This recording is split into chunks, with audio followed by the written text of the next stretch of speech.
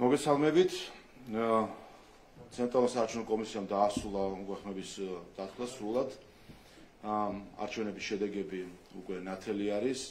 თითქმის 900,000 ხმით ქართულმა ოცნებამ აჯობა შემდეგ პარტიას, რომელიც მეორე ადგილზეა ამ არჩევნებში და ეს არის დიდი გამარჯვება ქართული ხალხის, რომელსაც ფაქტობრივად გაიმეორა ის ნაბიჯი, რომელიც ხალხმა 2012 წელს გადადგა, გაუსწორა თვალი იმ რისკებს, რომელიც და საფრთხეებს, რომელიც 2012 წლის არჩევნების წინ რეალობა იყო და მოიცილა ეს საფრთხეები, ხოლო ამ არჩევნებზე იყო, რა თქმა უნდა, ამის რისკი, რომ განმეორდებოდა. დიდი იმედი მართალია არა, მაგრამ მაინც გულის კუნჭულში მქონდა მაინც იმედი, რომ არ მომიწევდა 2020 წლისავით გამოსვლა და ტყუილების მხილება. მაგრამ გამართდა ჩვენი წინასწარმეტყველება იმასთან დაკავშირებით, რომ ოპოზიცია ემზადებოდა არა არჩევნებისთვის, არამედ არჩევნების მეორე დღისთვის. ოპოზიცია და რამდენიმე არასამთავრობო ორგანიზაცია მათთან დაკავშირებული მთელი ეს პერიოდი ზუსტად ამით იყვნენ დაკავებული და გამართდა ისაც ჩვენ ვთქვით, გამართდა ის, რომ მათ არ სურთ აღიარონ ხალხის ნება, გამართდა ის, რომ ისინი არაპირებენ მიიღონ ის მანდატი, რომელიც ხალხმა გადასცა. გამართდა ის, რომ ამ ლოგიკიდან არ ამოვარდნებოდნენ 2012 წელს რამდენიმე დღე დაჭირდათ იმისთვის, რომ ეღიარებინათ მარცხი, 2016 წელს რამდენიმე კვირა დაჭირდათ, რომ ეღიარებინათ მარცხი, 2020 წელს არ აღიარეს და რამდენიმე თვე დაჭირდათ, რომ ეღიარებინათ მარცხი და ახლაც იგივე მდინარეში შევიდნენ, თუმცა რა თქმა უნდა, აქაც იგივე აღიარება მოუწევთ. ახლა რაც შეეხება დეზინფორმაციებს, რომლებიც ასე უკვე შეჩვეული ვართ, რომ ვრცელდება არჩევნებთან დაკავშირებით, ჩვენ ადრე გვქონდა ძირითადი манипуляცია, რასაც ოპოზიცია აწარმოებდა, იყო ბიულეტენები, ოქმები, გახსოვთ ფრიალი და ასე შემდეგ. ჩაიხსნა მთლიანად, იმიტომ რომ ჩვენ შემოვიღოთ ელექტრონული სისტემა და ახლა გადავიდნენ სხვა სახის манипуляციებს. ნახოთ რა არის ეს. პირველი, Edison Research-ის გაყალბებული exit poll-ები. ჩვენ უკვე შეგვიძლია ვთქვათ, მას შემდეგ რაც სამართლებრივმა არჩევნებმა დაადასტურა, რომ მათი დათვლა და CSGO-ს დათვლა ერთმანეთს ემთხვევა, შეგვიძლია უკვე ღია ვთქვათ, რომ Edison Research-მა გააყალბა exit poll. ეს არის ცალკე საკითხი, რომელიც მნიშვნელოვანია, რომ იქნას შესწავლილი. რა თქმა უნდა, მან საკუთარ რეპუტაციას კიდევ ერთხელ დაარტყმა, მიაყენა მძიმე დარტყმა. ფაქტია, რომ ამის უკან სავარაუდოდ დგას რაღაც უკანონო გარიგება, რომლის მიზანი, რა თქმა უნდა, ამ შემთხვევაში იქნებოდა დემოკრატიული არჩევნებისთვის ძირის გამოთხრა და დისკრედიტაცია, ასე რომ ეს არის ერთი ფაქტი და ზუსტად ამას იყენებდა ოპოზიცია და მათ შორის უცხოელი აქტორები იმისთვის, რომ გაეტარებინათ სრულ ნარატივი, თითქოს მოხდა გაყალბება და ასე შემდეგ. ხედავთ იქით სკრინზე გიორგი კანდელაკი, რომელიც ორმაგი ფუნქციის მატარებელია ჩვენ საზოგადოებაში, ერთი მხრივ არის პოლიტიკოსი და მეორე მხრივ არის NGO-ს წარმომადგენელი, უცხოური დაფინანსებით მოქმედი პოლიტიკოსია, შეგვიძლია ასე ვთქვათ და გამოირჩევა იმით, რომ ქართველი ხალხის წინააღმდეგ დეზინფორმაციას ავრცელებს ხოლმე და ის თავის სოციალურ მედიაში X-ში აქვეყნებდა ზუსტად აი ამ შედარებას, თუ როგორი აცდენა არის exit poll-სა და CSGO-ს შედეგებს შორის და ამით ამყარებდა ცრუ ნარატივს იმასთან დაკავშირებით, თითქოს მოხდა გაყალბება, რომელსაც ასევე იზიარებს ქალბატონი ლორა თორნტონი, გახლავთ, როგორც იცით, ის გახლავთ ავტორი იმ ანგარიშისა, რომელიც რამდენიმე კვირის წინ წარედგინა ამერიკაში, სადაც ზუსტად აღწერილი არის სცენარები და გახსოვთ ჩვენ ამაზე საუბრობთ, რაც დღეს ხდება. გახსოვთ თქვენ, რომ მიუხედავად იმისა, რომ დამკვირვებლები აღიარებენ არჩევნებს, მიუხედავად ამისა, უნდა იყოს პროტესტები და ამას უნდა მიაქციონ ყურადღება და მხარი დაუჭიროს სხვადასხვა პოლიტიკოსებმა. და ხედავთ, რომ ის მთლიანად ჩართული არის ტყუილის ცრუ ბრალდებების გავრცელებაში, exit poll-თან დაკავშირებით და არის მონაწილე დემოკრატიული არჩევნების დისკრედიტაციისა. კიდევ ერთხელ, თავად სამართლიანი არჩევნების პარალელურად დათმო დაადასტურა, რომ Edison Research-მა გააყალბა განზრახ exit poll-ები და ამითი იყო მცდელობა, რომ შემოეტანათ შფოთი, ასე ვთქვათ, საზოგადოებაში და დისკრედიტაცია მოეხდინათ არჩევნებს. მეორე საკითხი შეეხება უკვე თავად აპარატურას, თქვენ გახსოვთ, როგორ იფიცებოდა ოპოზიცია ქალბატონ სალომე, რომ შეუძლებელია რაიმე მოხდეს აპარატურასთან დაკავშირებით და გუშინ ქალბატონმა სალომემ პრეზიდენტის სასახლიდან თქვა, რომ მოხდა აპარატურით манипуляცია, რაც არის ჩვეულებრივი ტყუილი და პრეზიდენტის ადმინისტრაციის სასახლიდან, როდესაც ხდება დეზინფორმაციის გავრცელება იმისთვის, რომ ადამიანები შეიყვანონ შეცდომაში და მათი ემოციებზე ითამაშონ, ეს არის რა თქმა უნდა გაუგონარი ამბავი და ხედავთ, რომ ქალბატონი სალომე პირდაპირ ჩართული არის იმ სცენაში, რასაც ქვია ქვეყნის არევა ოპოზიციასთან ერთად. და ჩვენ გვესმოდა, რომ დუბლირებული სიები, აპარატის ხმებს ათვლიდა ქართულ ოცნებას, ორმაგი ხმის მიცემა ხდებოდა, მონიშნულები იყო ბიულეტენი. ყველა ეს საკითხი, არც ერთი ეს ბრალდება არ შეესაბამება სიმართლეს, იცით რომ აპარატურასთან დაკავშირებით ამერიკულმა კომპანიამ, რომელიც ამისთვის იყო წინასწარ შერჩეული, ჩაატარა აუდიტი, არანაირი რაიმე შეუსაბამება აპარატურასთან დაკავშირებით არ არის და ვერც იქნებოდა. თან თავადაც ამბობდნენ, რომ შეუძლებელი იყო იქ რამე მოხდარიყო, უბრალოდ ეს არის, როცა დავალებას იღებ, რომ უნდა არიო ქვეყანა, მაშინ ყველანაირი ტყუილს იგონებს. მნიშვნელოვანია, რომ ამ ყველაფერს ასევე დაადასტურებდა ისვედის პარალელური დათვლის ანგარიში, რომელსაც ისვედი მალავს. გუშინ თქვენ ნახეთ, რომ მათ გადააცილეს დრო, გამეორდა ზუსტად 2020 წლის სცენარი, მაშინაც დააგვიანეს პარალელური დათვლის შედეგების გამოქვეყნება, როგორც წესი ეუთოს ანგარიშამდე არის ხო, როგორც წესი კი არა, მათი მეთოდოლოგიით ასე ხდება გამოქვეყნება 12 საათზე ანგარიშის და მაშინაც გადააცილეს, იმიტომ რომ აყალბებდნენ პარალელური დათვლის შედეგებს და ვერ გადაეწყვიტათ რა ციფრები დაესვათ ზუსტად და წელსაც გამეორდა ზუსტად იგივე ისფედი ზუსტად იგივე სკანდალში გაეხვია როგორც 2020 წლის გაყალბების სკანდალი იყო მათ ისინი არ აქვეყნებდნენ შედეგებს მას შემდეგ რაც მოიკითხა სხვადასხვა სუბიექტმა რა ხდება პარალელურ დათვლასთან დაკავშირებით და სხვათა დაკავშირებით მათ საბოლოოდ გუშინ გვიან ღამით გავრცელეს განცხადება და რა თქმა უნდა ვერ გაიქცეოდნენ იმას და იმ განცხადებაში თქვეს რომ ემთხვევა მათი დათვლის შედეგები, ცესკოს დათვლის შედეგებს, თუმცა დანარჩენი დეტალები, რომელიც ზუსტად აი ამ საკითხებთან დაკავშირებული, მათ დამალეს და არ უნდათ რომ საზოგადოებას აცნო. ამიტომ მოვითხოვთ, რომ ისვედმა გაასაჯაროოს სრულად პარალელური დათვლის შედეგები. შეგახსენებთ, გუშინ NDI სადამკვირვებლო მისია, როცა ატარებდა ბრიფინგს, მისმა ხელმძღვანელმა მიუთითა კიდევაც, რომ ისინი ელოდნენ ისვედის პარალელური დათვლის ანგარიშს. ასე რომ ეხლა ეს NDI-ის პასუხისმგებლობა არის, ვინაიდან ეს მათი მეთოდოლოგიით ტარდება, რომ მოუწოდონ და აიძულონ ისვედი, რომ გამოაქვეყნოს პარალელური დათვლის სრული ანგარიში, რომელშიც ზუსტად იქნება ის ყველა სიყალბე, რომელსაც ეხლა აბრალებს ოპოზიცია, ქალბატონი სალომე თუ ზოგიერთი უცხოელი აქტორი საქართველოს. ამიტომ როგორც წინა ჯერზე თუ NDI გაექცა თავის პასუხისმგებლობას, როდესაც ყალბი რიცხვების გავრცელება ხდებოდა, ამ ჯერზე მათ უნდა გამოასწორონ ის შეცდომა, რომელიც მაშინ დაუშვეს. ასევე შეგახსენებთ, რომ ისვედი ამ პარალელურ დათვლას, ისე როგორც 2020-ში ატარებს USAID-ის დაფინანსებით, გახსოვთ, რომ 2020-ში შემდეგ გაირკვა, რომ USAID-მა იცოდა, რომ ისვედი ავრცელებდა პარალელურ დათვლის ყალბშედეგებს და გვიმალავდა ამას, ამიტომ წელს ხელმძღვანელობა შეცვლილი არის და ის მაშინდელი ხელმძღვანელობა ამას მალავდა. ახლა ახალი ხელმძღვანელობის კეთილსინდისიერების საკითხი დგას კითხვის ნიშნის ქვეშ, მათ უნდა მოუწოდონ ისვეთს, რომ გამოაქვეყნონ პარალელური დათვლის სრული ანგარიში და არ დაუმალონ ქართულ ხალხს ის მხილება, რომელიც ამ ანგარიში იქნება ოპოზიციის და ზოგიერთი NGO-ების მიმართ.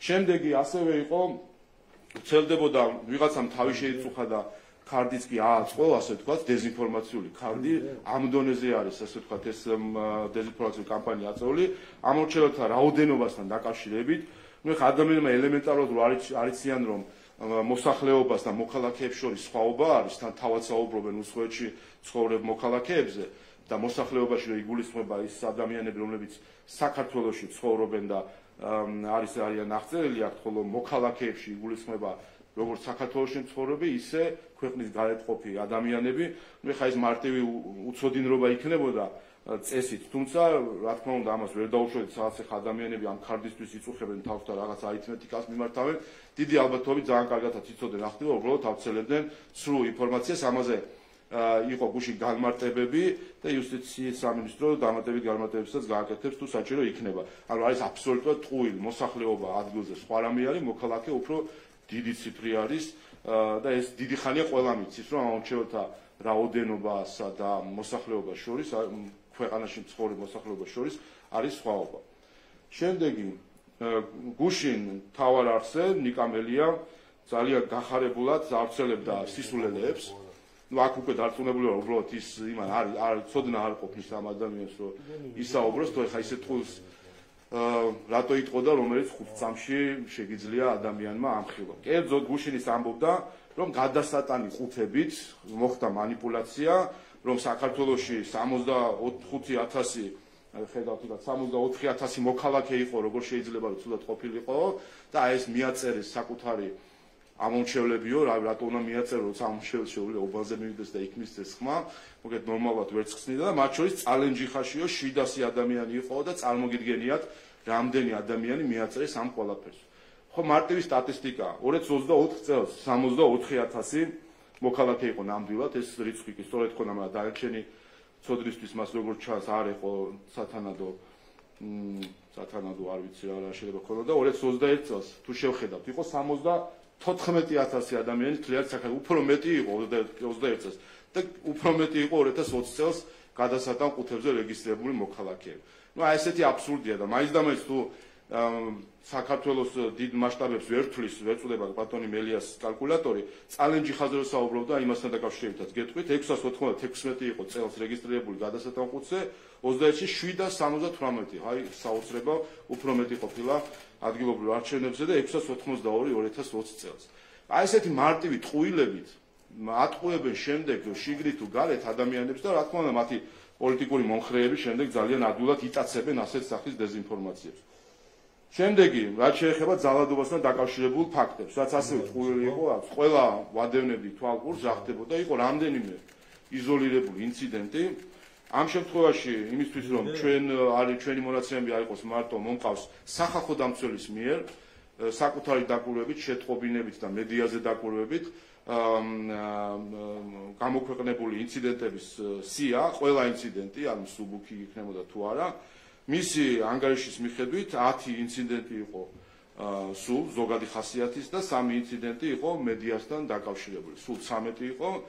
ამ ინციდენტებში იყო მათ შორის ხობში ჩვენი პარტიის წევრზე თავდასხმის ფაქტი, ძალადობა ნაციონალურ მოძრაობის ხობის ორგანიზაციის ხელმძღვანელის მხრიდან, რომელიც თავს დაესხა მამაკაცი ქალს და იძალა მასზე.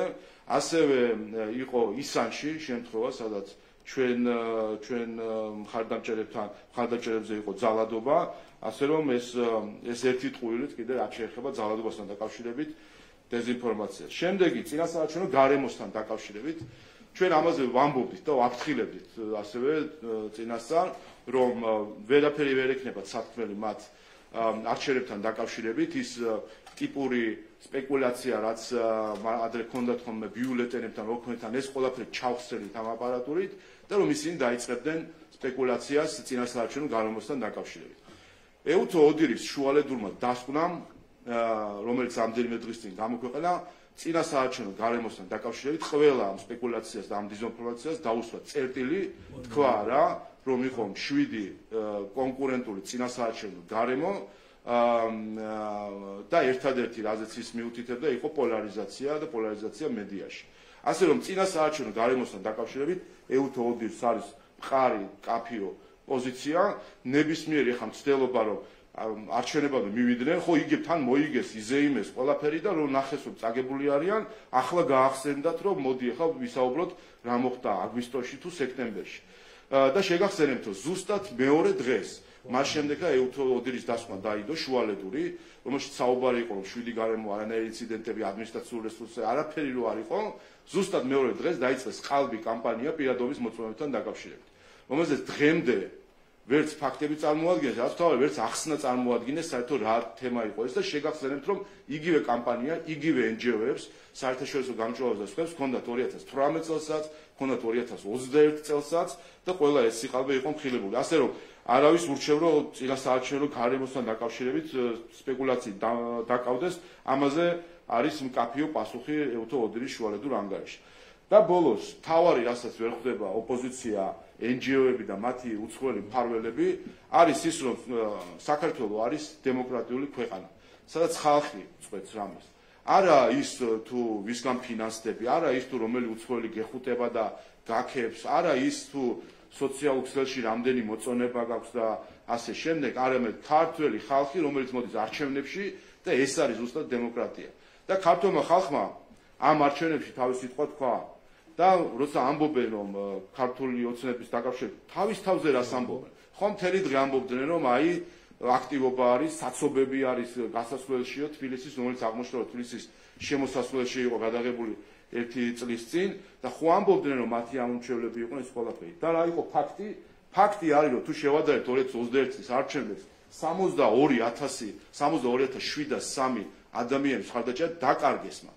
ეს წლები ქართული ხალხი აკვირდებოდა ოპოზიციას და უყურებდა როგორ იქცეოდა, რას აკეთებდა, ნახეს მათი რადიკალიზმი, ნახეს რომ ისინი პარლამენტში არაფერს არ აკეთებდნენ და პარლამენტის ხმების ნახევარი გაცდენილი აქვს საერთოდ და სადაც იყვნენ იქაც სკანდალებისთვის თუ შემოდიოდნენ.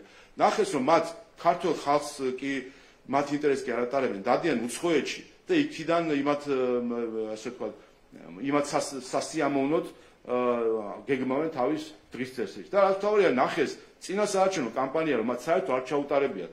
მედიის წარმომადგენლები აქ და გაიხსენეთ ერთ რეგიონში საერთოდ დადიოდნენ, შედიოდნენ ოჯახებში, ესაუბრებოდნენ მათ, მოიკითხეთ ნებისმიერ რეგიონში 1-2 ჩავიდოდნენ კამერით, დადგებოდნენ თავის მხარდამჭერებთან, გადაიღებდნენ ფოტოებს, ლამაზ რაღაც ჭელა-ჭელა ფოტოებს, ამას დადებდნენ Facebook-ზე, ეს იყო მათი კამპანია.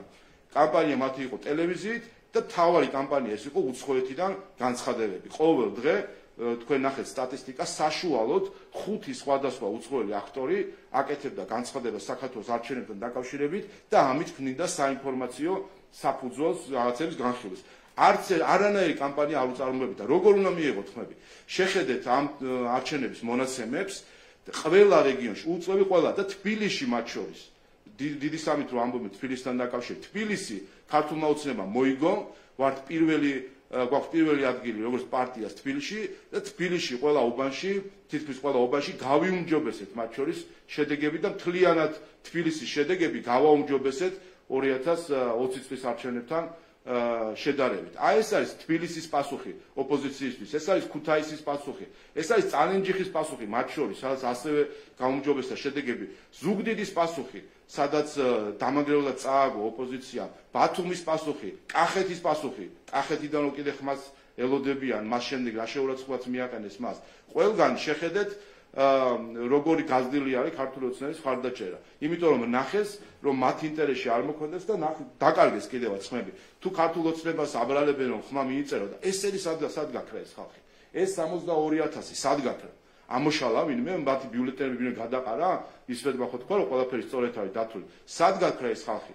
ეს ხალხი გაქრა იქ რომ დაინახა რომ ეს უსამშობლო პარტიები, უსამშობლო ხალხი, რომლებიც არიან, რომელსაც სურთ, რომ სვის დიქტატის ქვეშ ამყოფონ ეს ქვეყანა, მათ მანდატს არ მისცემს. და ნახეთ ქართული ოცნების შედეგები, რომელმაც ჩვენ 2020 წელს თუ შევადარებთ, 190,000 ადამიანით მეტი მოვიდა, ქუდზე კაცი გამოვიდა და ეს შედეგი ნახეთ ზუსტად იმიტომ, რომ ყველა უკლებრივ დაწყებული პარტიის საპატიო თავმჯდომარიდან გაგრძელებული თითოეული წევრით ყველა დაკავებული ვიყავით იმის, რომ ხალხს ხვდებოდით, მათ ვესაუბრებოდით, მათი ხინი, მათი გასაჭირი გვაინტერესებდა და ვესაუბრებოდით იმაზე, თუ რას ვაპირებდით შემდეგი 4 წლის განმავლობაში. 190,000 ხმით მეტი გვაქვს მიღებული 2020 წელთან შედარებით, წინა საპარლამენტო არჩევნებთან შედარებით და თუ შევადარებთ 2012 წელს ფაქტობრივად გავიმეორეთ 2012 წლის შედეგი, ასე რომ ეს არჩევნები ზუსტად იგივე ეგზისტენციალურ საკითხებს ეხებოდა, რაც 2012 წელს, მაშინაც მეორე მხარეს იდგა რეჟიმი, რომელიც უცხოეთიდან იმართებოდა, რომელიც წამების სისტემას ქმნიდა, რომელმაც ამ ქვეყანას ეს ქვეყანა გაატარა ომის ქარცეცხლში, 300,000 მოქალაქე გაატარა ციხეების ქარცეცხლში და მაშინ ზუსტად მას ამ რეჟიმს უთხრა უარი და წელსაც იგივე ხალხი გამოვიდა როგორც 2012 წელს და თქვენ ნახეთ რიგები საარჩევნო უბნებში, ესეც ხო დამატებული თვითონ არ ამბობენ რომ რიგები იყო, ეხლა ამბობენ რომ რაღაც მიწერილი არამე. ეს ამ რიგებში ცოცხალი ადამიანები არ იდგნენ და ამ რიგებმა ზუსტად ამ ადამიანებმა გაიმეორეს ეს შედეგი.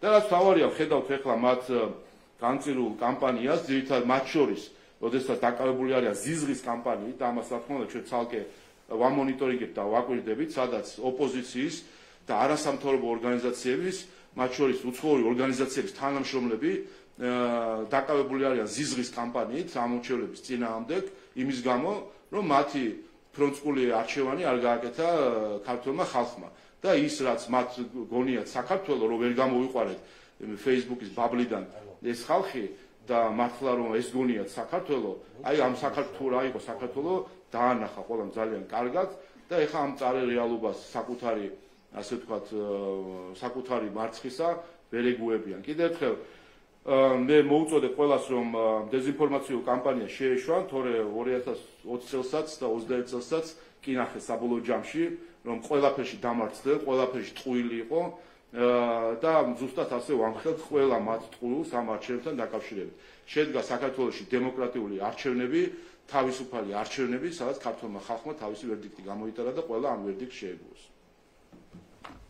მოგესალმებით გიორგი აბაზაძე, ტელეკომპანიები პირველ კითხვას დავსვამ დავიწყებ ჰეუთოუდირით. მთავარმა საგანგურებლო მისიამ არჩევნები ლეგიტიმურად გამოაცხადა და ისიც ხაზგასმელია, რომ დასკვნამდე რიგმა ოპოზიციონერმა ლიდერებმა და უკვე დასკვნის შემდეგ ყველა მუდმივობა გამოუცხადეს დასკვნის ამ შედეგებს.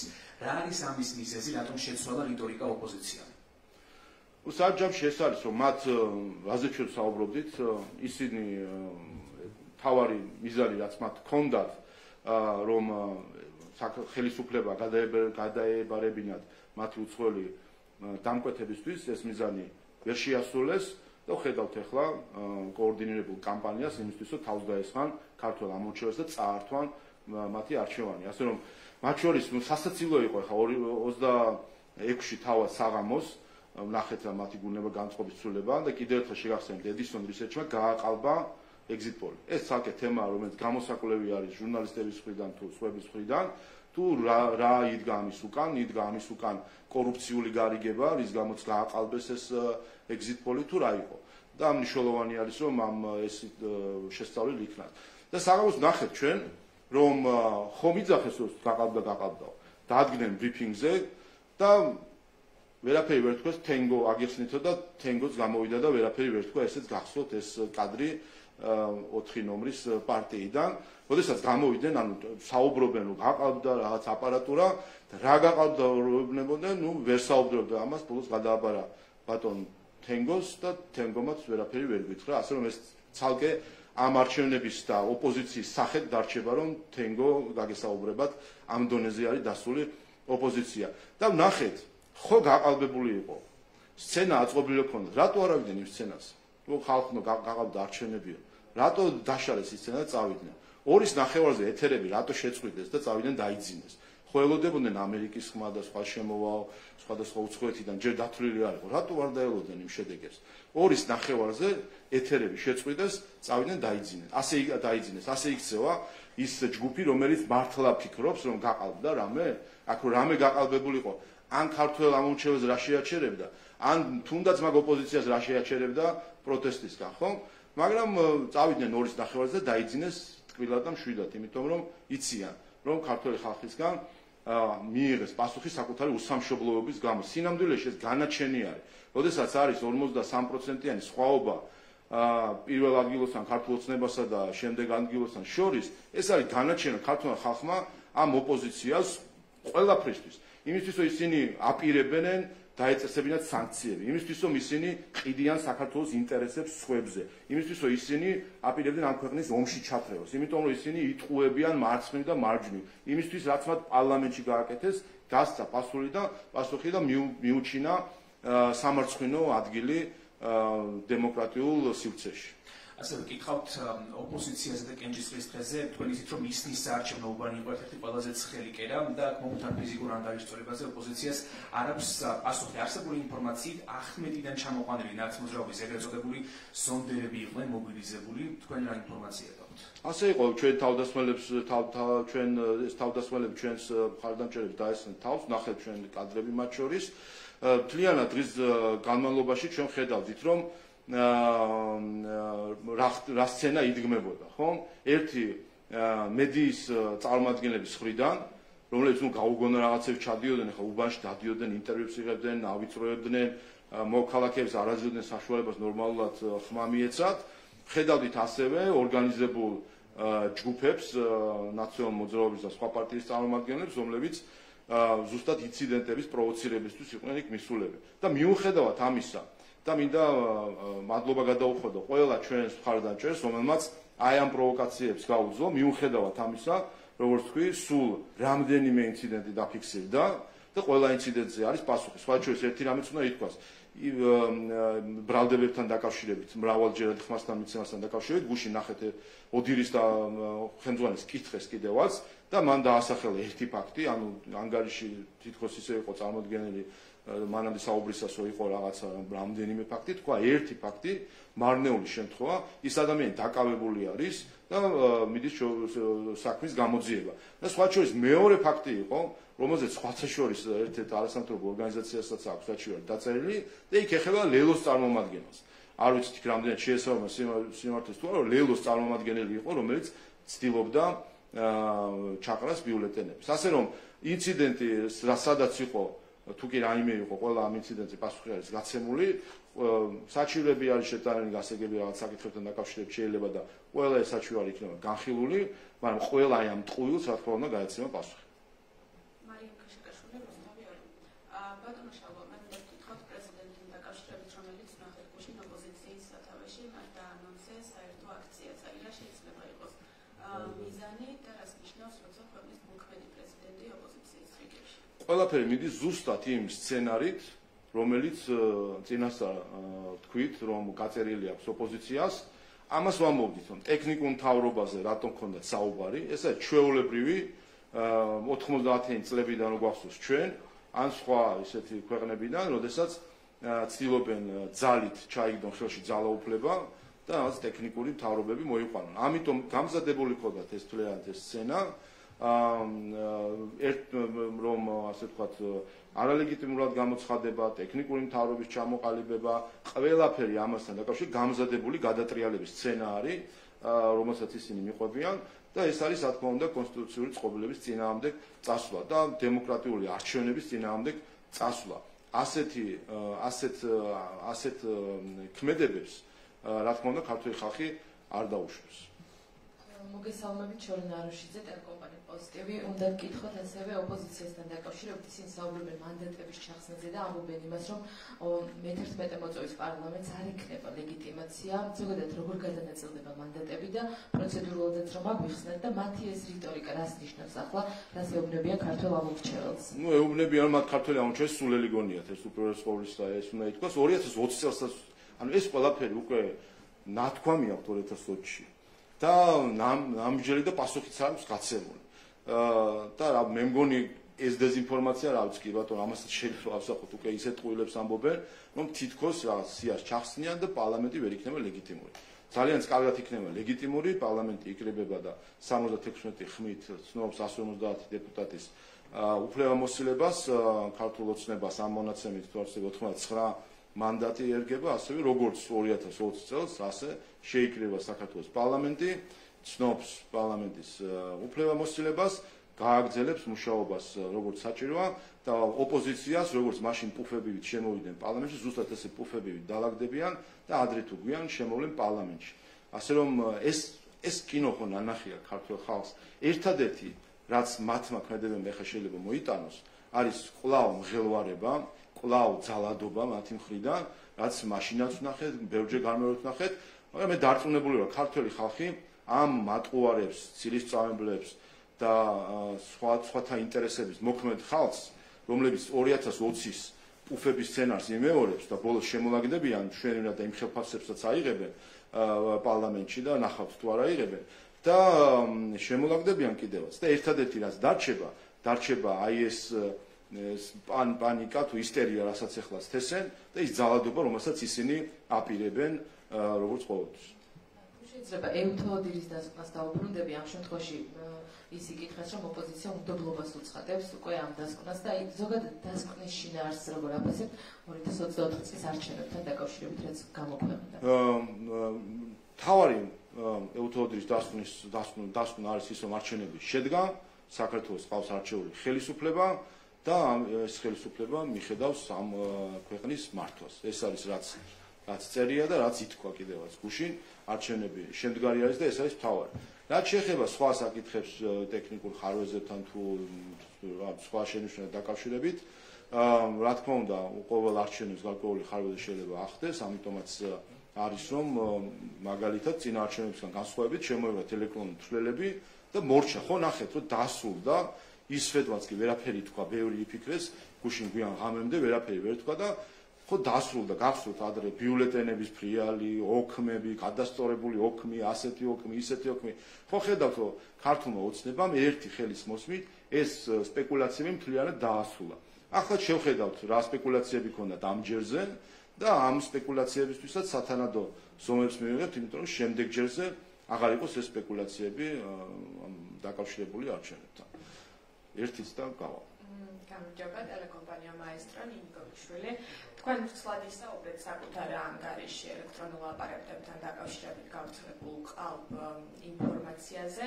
მედია არქივი ინახავს ოპოზიციის, მათ შორის სალომე ზურაბიშვილის განცხადებებს ელექტრონულ აპარატებთან დაკავშირებით. ისინი იწონებდნენ და ამბობდნენ, რომ გაყალბება შეუძლებელი იქნებოდა, ამორჩევის ინფორმაცია დაცული იქნებოდა, თუმცა მათ შეიცვალეს რიტორიკა და ახლა სხვა პოზიციას ამიხსენებენ. როგორ შეაფასებთ მათი განცხადებები? სულელები არიან ამის თქმა მინდა რა.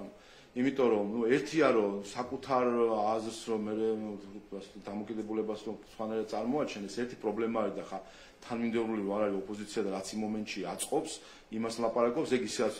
სულელები იმიტომ არიან რომ აი ადრე თუ ეჭიდებოდნენ რაღაც ბიულეტენს და ხაღაც, ეხა ეჭიდებიან ტექნიკას, რომელშიც შეუძლებელია რომ ასე ვთქვათ, ასეთი რაღაც ასე ვთქვათ, ცრუ შეიძლება რამე დააბრალო ადამიანს და რაღაც ქმედებაში, რომელიც არ არის დაფიქსირებული, იმიტომ ადამიანის ცხოვრება 24 საათი არ აღიბეჭდება, ხო, მაგრამ ტექნიკას ვერაფერს ვერ დააბრალებ. შეეჭიდნენ, აი ვერც კი ხვდებიან, 21 საუკუნეში არიან და ტექნიკას შეეჭიდნენ, რომელსაც ვერც ვერ დააბრალებ, რომელსაც შეგიძლია აუდიტით ჩაუტარო, შეგიძლია ნახო ყველაფერი, რაც იმ ჩაუძრე ასე ვთქვათ, იმ ტექნიკას და ნახო რა აუდიტი, ამიტომაც სტარდება, რომ ნახო მთლიანი პროცესები საბოლოო ჯამში და ანუ აბსოლუტური სისულელე არის ამის გაკეთება და კიდევ ერთხელ სამარცხვინო იყო რომ გუშინ პრეზიდენტის ადმინისტრაციის სასახლიდან გაისმა ქალბატონი სალომეს, რომელიც ამ თანამდებობას იკავებს, პირდაპირ დეზინფორმაცია და კარგი პარტიებს რაღაცებს აბრალებს თქვა და ხელისუფლება აბრალებს დეზინფორმაცია ტექნიკის მიმართ. ანუ გამოვიდა და ცილის წამა ტექნიკასთან. ნუ ახლა არ ვიცი რა თუ არა სისულელე არის ეს ყველაფერი და რაც თავარი პრობლემა ის არის მათი, რომ ცოტა გონიათ რომ მაღლად განან ქართულ ხალხს და ქართული ხალხი სულელი გონიათ და ხა როგორც სხვა დროს ასულელებდნენ, ეხლა ხო ხედავთ საკუთარი მომხრეებიც კი ვერ გაასულელეს და 62,000 ამორჩეველი დაკარგეს. და რა თქმა უნდა ისინი თლიან მოსახლეობას ვერ გაასულელებთ. ანუ კი ბატონო, აი ერთი და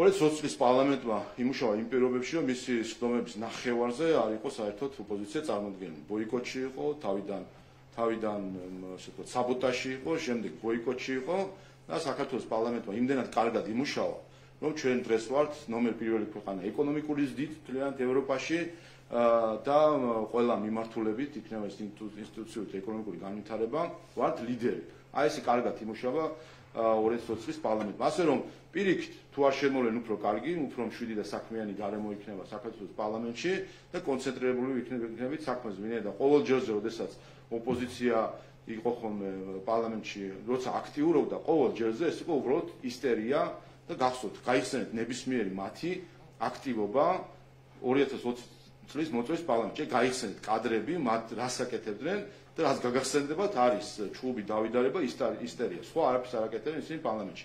ეს როგორ დადგება ლეგიტიმაციის?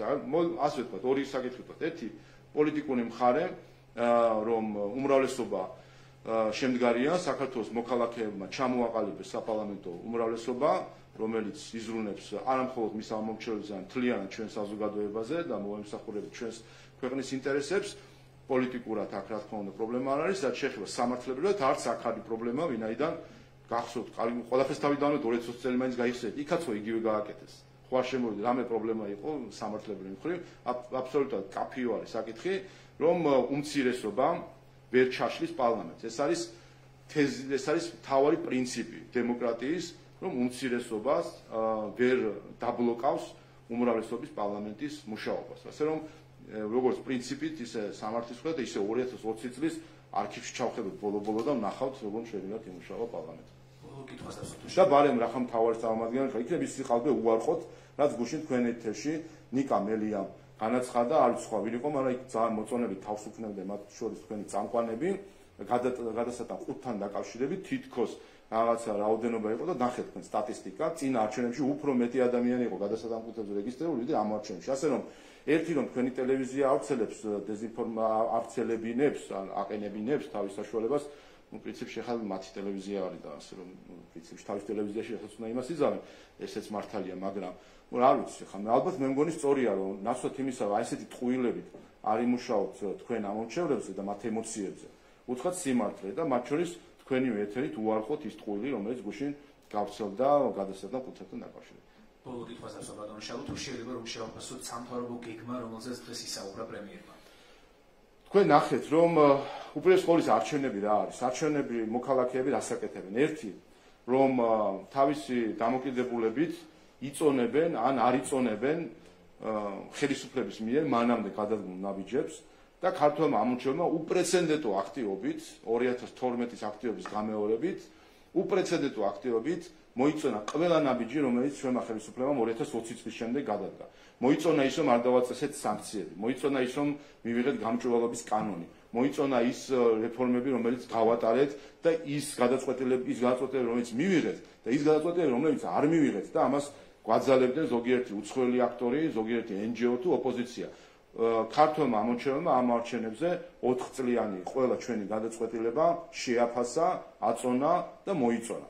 და ასევე არჩევნებზე წყდება შემდეგი 4 წლის საკითხი და აქ საქართველოს მოქალაქეების უმრავლესობამ, არა მხოლოდ ამომრჩევლების უმრავლესობამ, არამედ უპრეცედენტო აქტივობით ჩვენი მოქალაქეების უმრავლესობამ მისცა მანდატი ამ პროგრამის განხორციელებას, რომლის შედეგი იქნება ის, რომ უმუშევრობა საქართველოში შემდეგი 4 წლის განმავლობაში დაიწევს 4%-მდე და ამით ჩვენ ვიქნებით ერთ-ერთი ლიდერი ქვეყანა ევროკავშირის ქვეყნებთან შედარებითაც, სადაც უმუშევრობის დაბალი დონით ვიქნებით ლიდერი ქვეყანა 4%-ზე ნაკლები ევროკავშირში დღეს აქვს მხოლოდ 5 ქვეყანას და ჩვენ აი ამ რიგებში შევალთ სულ რაღაც 4 წელიწადში ჩვენ გავუსწრებთ ჩვენ ვიქნებით ლიდერი ყველა კანდიდატ ქვეყანასთან შედარებით როგორც ერთსულ მოსახლეზე მთლიანში და პროდუქტით მსხვერპლობის გაანგარიშებით ისე ინსტიტუციური დაახლოებით ევროკავშირთან ასე რომ ამას მისცა ზუსტად ქართველმა ხალხმა ხმა რომ იყოს მშვიდობიანი ღირსეული და კეთილდღეობით სვლა ევროპისკენ და ზუსტად ამას აპირებს ქართული ოცნება.